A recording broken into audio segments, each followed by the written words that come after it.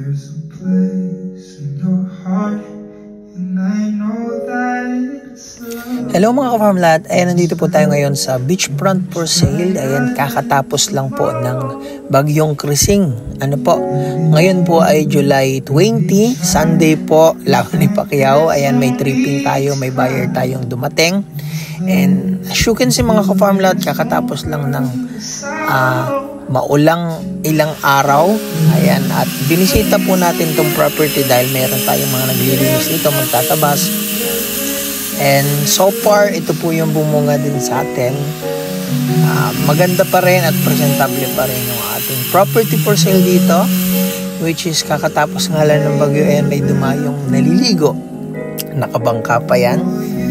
Ayan, so isa pong patunay ito na talagang ang property ay pinadayo at pinapaliguan, which is yan naman po yung may enjoy nyo sa ating beachfront for sale. Ayan, nabot na po tayo ng ulan mga ka-farmland. At ayan mga ka-farmland, punta natin yung lot 4, 5, 6, 7. Lalo po yung 7 mga ka-farmland, ang ganda.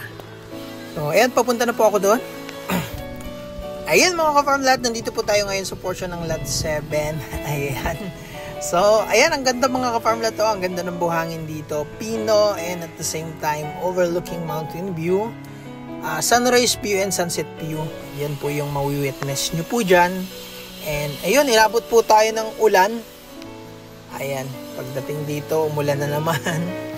So, patunay po yan na masama ang panahon. Pero, ayun, kakagaling nga lang po sa bagyo. Pero, ayan, medyo presentable pa rin po yung property natin. Kaya sa mga buyer po na naghahanap po ng mura, ayan po, 4,286 square meter po yan, na naghalaga lang po ng 2.8 million at pre-transfer pa sa mga buyer. At sagot pa po ng seller yung develop po sa road right of way, and dun sa ilang swamp area ay tatambakan po nila yung ibang part na lubak dyan. Ano po? And ang good thing sa property, hindi mo na kailangan magtanim ng nyog kasi yan, mga namumunga na po yung nyog niya, puno po yan ang tanim na nyog.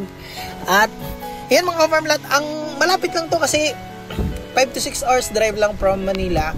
Ito po ay katabing bayan ng Calawag, katabing bayan ng Guinea, Quezon, ano po, katabing bayan ng Tagkawayan. So ang bayan po nito ay unang bayan ng Bicol. So nandun po yung property sa Santa Elena, Camarines Norte.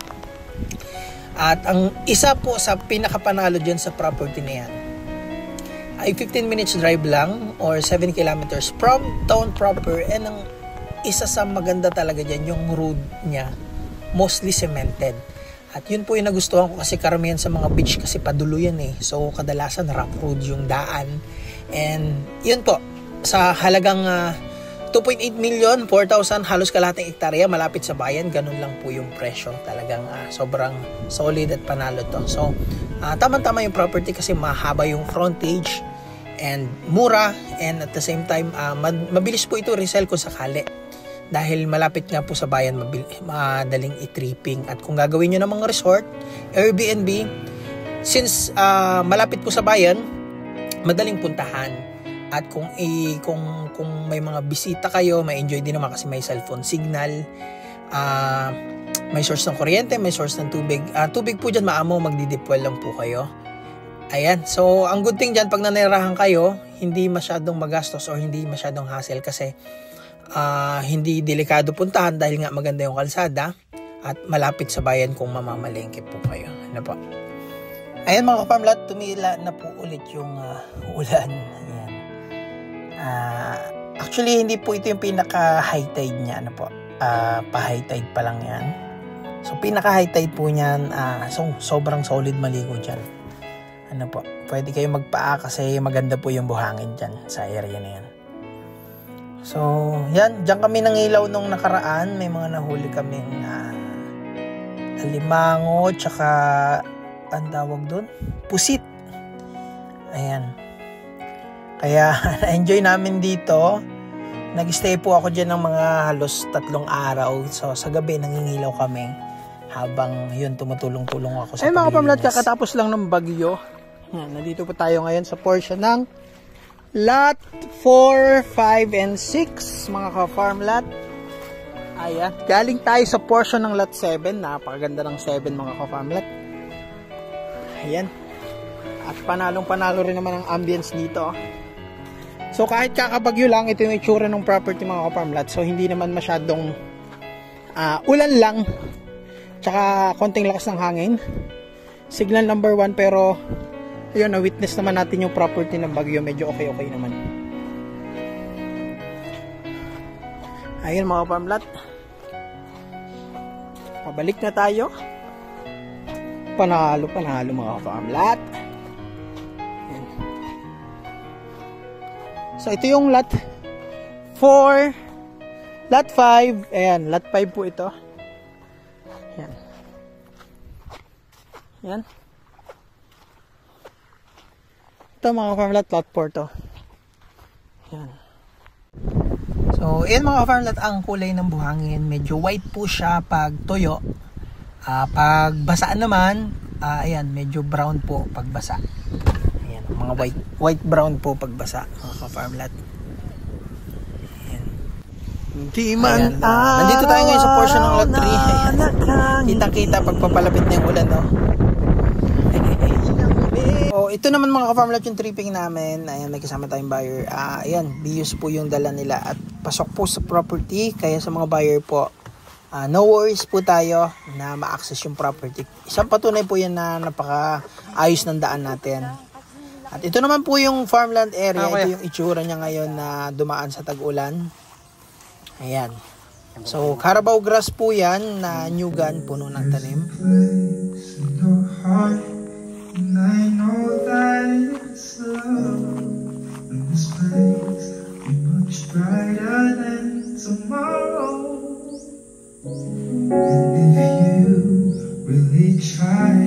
You find there's no Good morning. In this place, you feel there's no hurt or sorrow. There are ways to get there if you care enough for the living. Make a little space to make a better place. Heal the world, make it a better place.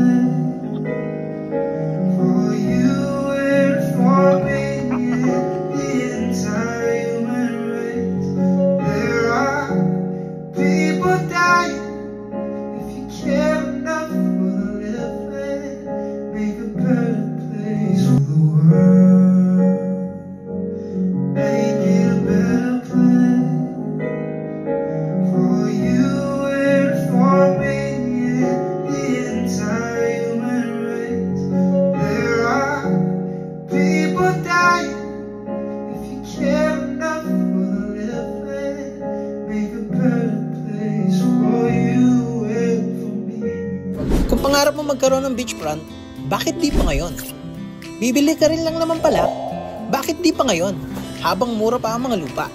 Sa lagang 653 pesos per square meter, beachfront owner ka na.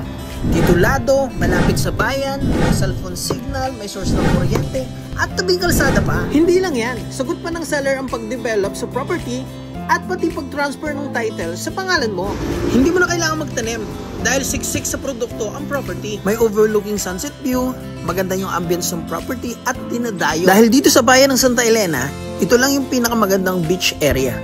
Kaya kung retirees ka, hanap mo retirement places, hanap mo bakasyonan, hanap mo investment, hanap mo yung pwedeng gawing resort or camping site, tamang-tama yung property kasi bukod sa 15 minutes drive lang to from town proper, ay napakaganda pa ng access road dahil 99% cemented road yung daan. Kaya panalong-panalo ka dito kasi try to imagine, sa lagang 2.8 million, may halos kalahating ektaryang beachfront ka na malapit sa bayan. Kaya kung nagbabayan sale ka, imagine, may sarili ng title yung property, malaki yung sukat at develop na. Alam ko pag naresell natin to, after ng develop at transfer, tutubo na yung pera mo.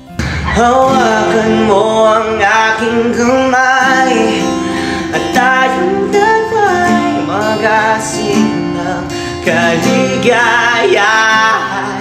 Bitawan mo ng salita, ako ay handa lang lumapak sa lupa. Tapos na ang paghihintay, nandito ka na, oras ay nainip, magdahan-dahan, samsam bawat kunita, na para bang tayo'y di natatandahan. Gayang nooy nasa muli, sambit na ng iyong mga labi. Parang isang panaginip, muling mabag. Yung mohon ng lot 7. Yan. Open area po siya. Yan. Ito yung look pag medyo high tide po ngayon. Ayan. Overlooking mountain view. Ayan mga ka-farmland, kung interested ka, ayan, mag-message po sa ating WhatsApp and Viber, sa ating email, sa ating Facebook, at follow nyo po ako sa YouTube, at kung gusto nyo mapanood yung full video niyan, naka-upload po sa ating YouTube channel. So ayan mga ka-farmland, maraming salamat.